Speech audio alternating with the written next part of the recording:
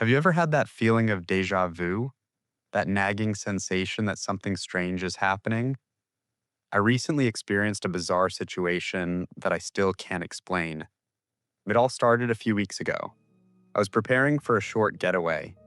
I had booked a cozy room at a quaint bed and breakfast nestled in the countryside. The sun was shining, and I was ready for a break from the daily grind. I arrived at the hotel, excited and ready to check in. The lobby was charming, with vintage decor and warm lighting. The receptionist greeted me with a smile. "Welcome, what's your name?" she asked, typing away on her computer. "Jordan Smith," I replied, handing over my ID. Her smile faltered for a second. "That's odd," she mumbled, glancing at her screen. "What's wrong?" I asked, feeling a twinge of concern. "There's already a reservation under your name for tonight." I raised an eyebrow. "That's impossible. I made the reservation myself." She looked back at me, confusion etched on her face. Let me check again." As she tapped away, my heart raced. Was this a mistake? Or something more sinister? After a few minutes, she looked up, her expression still puzzled. "I'm sorry, but it seems there's a reservation here for Jordan Smith. It's confirmed and paid for. Would you like to see the details?" Before I could respond, she printed out a sheet and handed it to me. The name, my name, was printed clearly, but the reservation wasn't made by me. I took a deep breath. "Who made the reservation?" She shrugged. "It just says Jordan Smith. There's no additional information." I left the lobby, feeling uneasy. I didn't want to stay in a place where someone else had used my name, but after a bit of thought, I decided to stay anyway. I'd paid for the night, and it was too late to find a different place. The room was quaint, decorated with floral patterns and soft linens. I settled in, trying to shake off the strange experience. Later that evening, I decided to explore the area. The town was charming, filled with small shops and friendly faces. I bought a few souvenirs and even grabbed a coffee. As I returned to the hotel, my phone buzzed. It was a message from a friend asking how my trip was going. I typed a quick reply, but before hitting send, I noticed a notification from a hotel app I had. Someone had reserved a room at a different hotel in the city under my name. My heart dropped. I checked the details. The reservation was for the same night. The hotel was just a few blocks away. My mind raced. Why was this happening? I quickly called the hotel, but they couldn't provide any information. They just confirmed the booking was made online and was indeed under my name. I felt a chill run down my spine. It was late, and I didn't want to stay alone in the room. I opted to head back to the town square, hoping to find some clarity. The town was quiet, and the street lights flickered on. I pulled out my laptop, hoping to find any information. I began searching for any news of identity theft or similar situations. Hours passed, and my eyes grew heavy. Just as I was about to close my laptop, I stumbled upon a thread on a forum. Other people had experienced similar incidents. They spoke of someone using their names to reserve hotel rooms and then canceling or ghosting them. I felt a mix of relief and dread. I wasn't alone, but the thought of someone out there using my name was unsettling. Tired and confused, I made my way back to the hotel. I decided to confront the receptionist about the earlier reservation. "I just want to know if you have any security footage," I said, my voice steady but my heart racing. The receptionist looked sympathetic. "I understand your concern, but we can only keep footage for a limited time. Let me see what I can do." She disappeared into the back room, and I waited anxiously. A few minutes later, she returned with a small USB drive. "Here's the footage from yesterday evening," she said. "I hope it helps." I thanked her and rushed to my room. I plugged the USB into my laptop, my hands trembling. The video started with a view of the lobby. People checked in and out. I watched closely, hoping to see something, anything that would explain the reservations. Then I saw a figure. A man in a dark jacket approached the desk. He was talking to the receptionist, and I leaned closer. I couldn't hear the conversation, but he gestured feverishly.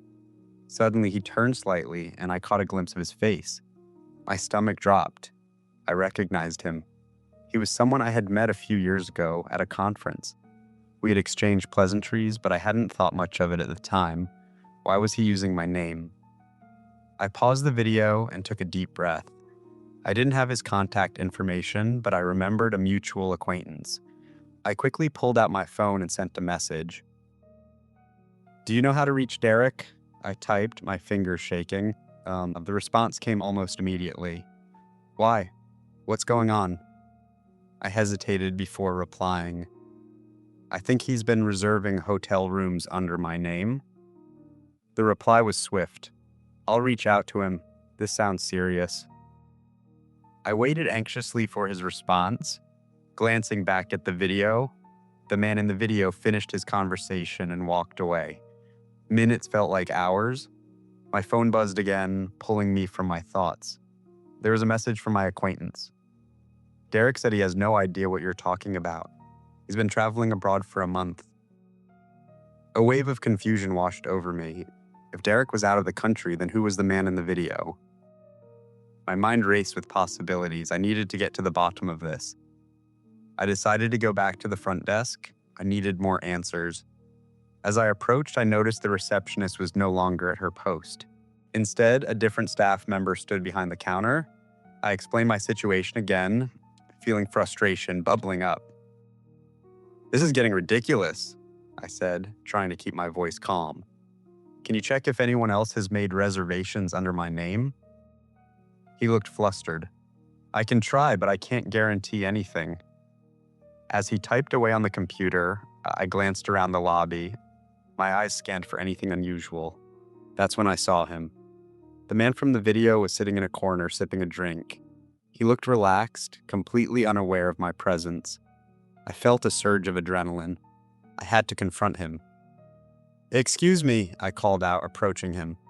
He looked up, surprise flickering across his face. "Jordan, I didn't expect to see you here." "Why are you using my name?" I demanded, anger bubbling over. He chuckled lightly, as if it were all a joke. "Oh, it's just a misunderstanding." I clenched my fists. "A misunderstanding? You reserved rooms under my name." His expression shifted. "I didn't mean to cause any trouble, just a mix-up." Before I could respond, the front desk staff member approached us. "Is everything all right?" I turned to him. "This man has been using my name to book hotels." The man shifted uncomfortably. "I think there's been a mistake. I was just—" "No more excuses," I interrupted. I want to know what's going on." The receptionist glanced between us, looking concerned. "Maybe we should talk in private." The three of us sat down, the atmosphere tense. I could feel my heart pounding as I stared at the man. "Let's start over," he said, trying to maintain composure. "My name is Richard, and I swear there's been a mix-up. I didn't mean to cause any issues." "Then why did you reserve my name?" Richard sighed, running a hand through his hair. "I've been having some personal issues. I thought if I used your name, I could avoid some complications." I narrowed my eyes. "How does that make sense?" "I just wanted to get away without anyone knowing. I didn't think it would lead to this." I didn't know whether to believe him. "You realize this is illegal, right?" Richard nodded, looking genuinely remorseful. "I understand.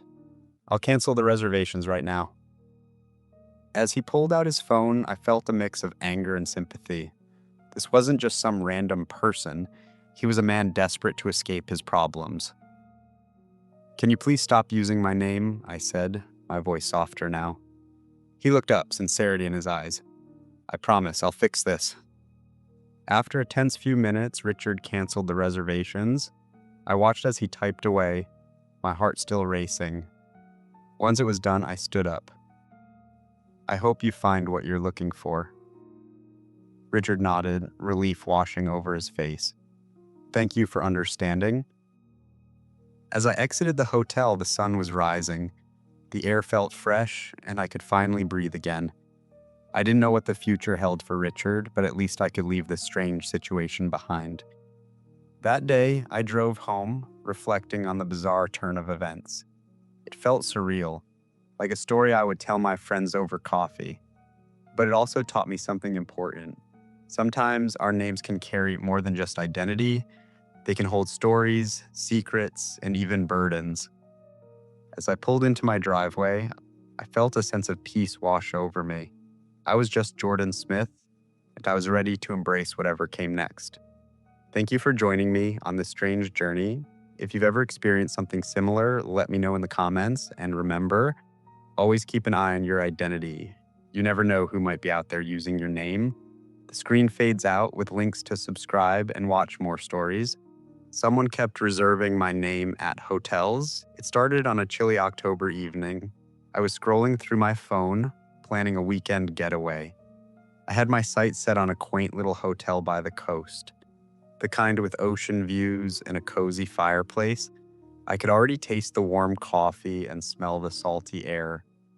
As I filled out the reservation form, I noticed something odd. My name, first and last, popped up as a suggestion. It wasn't just a coincidence, it was my name, exactly how I had typed it. I shrugged it off. It's a common name after all. I completed my booking, confirming my stay. The excitement bubbled within me, but my joy was short-lived. The next morning, a notification pinged on my phone, an email from the hotel. I opened it only to find a reservation confirmation for a different date. The name on the reservation, mine. I blinked. Confusion washed over me. I hadn't made another booking. I quickly scanned the details. The dates were for next month. I hadn't even considered staying there then. I dismissed it as a mistake. I called the hotel, hoping to clear things up. The receptionist was polite but firm. They assured me there was no issue. I'd made the reservation and it was valid. I insisted it wasn't me. We went back and forth for a while until they agreed to cancel it. I felt a shiver run down my spine. Who would do something like this? I tried to shake it off. Just a mix-up, I told myself. The following week, I planned to visit another city. I was eager to try out a different hotel, one that had been highly recommended. After booking, I felt a sense of relief. I wouldn't think about that strange reservation again. Then I received another email. This time it was from a hotel in the city I just booked. Another reservation, another email. The name on the confirmation, mine. My heart raced. This couldn't be happening again. I hadn't booked anything else. Panic set in. I called the hotel and explained the situation. They were just as confused as I was, but they confirmed that a reservation for my name existed. I felt a sense of dread creeping in. After canceling once more, I took a moment to breathe. It wasn't just a coincidence anymore. Someone was using my name, and I had no idea why. Days passed. I tried to return to my normal life. I focused on work, spending time with friends. I hoped that whatever was happening would just stop, but it didn't. The next week, I received another email. This time it was from a hotel halfway across the country. The reservation was for a week-long stay. My name was on it again. This was getting out of hand. I felt a knot in my stomach. I called the hotel. They told me they had a credit card on file, but the card was under my name. I felt a wave of nausea wash over me. I had never booked that hotel. I had never been there. I began to wonder if I was being targeted. Who could be doing this? I started to dig deeper. I searched online for any similar stories. To my surprise, I found forums filled with people who had experienced things like this. Identity theft, booking scams, and more. I felt a surge of anger. I wanted to protect myself. I decided to take action. I contacted my bank and put a hold on my accounts. I filed a report with the local police. They took my case seriously, but they also warned me that it could take time to resolve. Days turned into weeks. I felt like I was living in a nightmare. Every time my phone buzzed, my heart raced. I was waiting for the next email, the next reservation. It came. This time it was a luxurious hotel in a different country. The reservation was for a month-long stay, starting in just a few days. I was baffled. How could someone be doing this? I called the hotel. They assured me they would cancel the reservation, but mentioned something unsettling. They said there was a pattern of people trying to book under names similar to mine. It was a scam, they said, where someone would book a room and then disappear once they arrived. I couldn't believe it. It was like I was caught in a web of deceit and I was the unfortunate fly. I sought advice from friends and family. They were supportive, but also worried. They suggested creating a new email, a new account, anything to protect my information. The idea seemed extreme, but I was desperate. I created a separate email for bookings and changed all of my passwords. I hoped it would be enough. But as the days passed, the reservations kept coming, each one more elaborate than the last. A 5-star resort, a cabin in the mountains, a beachside bungalow. I felt like I was losing control. One night, unable to sleep, I decided to do some detective work. I started tracing back my steps. I looked into my online purchases, my social media accounts. I was careful, but I couldn't find anything amiss. Then I had an idea. I remembered a friend who worked in cybersecurity. I reached out. After explaining my situation, she was intrigued. She offered to help me investigate further. Together, we went through my digital footprint. After hours of searching, we discovered something alarming. There was a breach. A website had compromised my information. Someone had access to my name, my email, and even my credit card details. I felt sick. My friend quickly helped me secure my accounts and flagged my information. We filed reports with the website and contacted the authorities. But the reservations didn't stop. Now it felt like a game. I was constantly on edge, waiting for the next email. I started noticing patterns. The reservations always came at odd hours, always for hotels I'd never heard of. One night, I decided to check my email just before bed. There it was, another reservation, but this time something was different. The email was laced with a personal message. "See you soon, Jordan." A chill ran down my spine. Who was this person? What did they want? I felt a surge of fear and anger. I was done being a victim. I reached out to the police again, demanding action. They assured me they were investigating but needed more time. Days passed. I felt like I was living in limbo. Then, one evening, I received a call. It was the police. They had tracked an IP address linked to the reservations. They believed they were close to identifying the person behind it. I felt a flicker of hope. But as I hung up the phone, my heart sank. The reservations kept coming, and with each one, the messages became more taunting. "Your weekend is booked, Jordan. Can't wait to meet you." The dread settled in again. I felt like I was trapped in a twisted game. Then came the turning point. I received a reservation for a nearby hotel, just a few miles from my home. The message was clear: "Come and find me." I couldn't ignore it. I decided to visit the hotel. With my heart racing, I drove there. I felt a mix of fear and determination. I needed answers. When I arrived, I spoke to the front desk. They were aware of the situation and were cautious. They agreed to let me check the reservation details. As I waited, I felt a sense of dread. Suddenly, the receptionist's face paled. "There's someone in your room," she whispered. I froze. My mind raced. I had to act. I dashed up the stairs, my heart pounding. There was no turning back now. As I approached the door, I took a deep breath. I pushed it open, ready for anything. The room was empty, but the bed was made and the curtains fluttered in the breeze. I felt the weight of disappointment and relief wash over me. Then I noticed something on the bedside table, a small envelope addressed to me. I opened it, trembling. Inside was a note. "You're closer than you think, Jordan." I felt a rush of anger and fear.